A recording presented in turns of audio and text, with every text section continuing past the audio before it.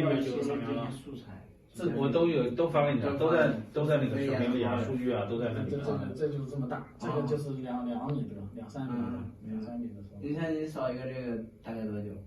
扫这个东西也得1个多小时吧，因为它你上下你得你得那个啥。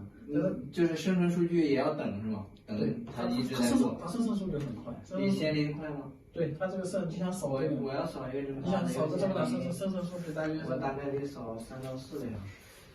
那应该用不了吧？是用不了3到4个小时。扫什么？扫这个，扫这个。2米多。不用，2米多这个不用。我们扫描很快，一会儿就扫完了。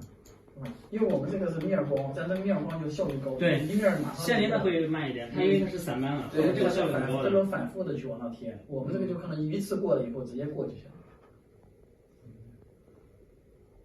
我们扫这个最多半个小时，只是说处理可能说计算时间加上计算时间可能要3到3个小时左右。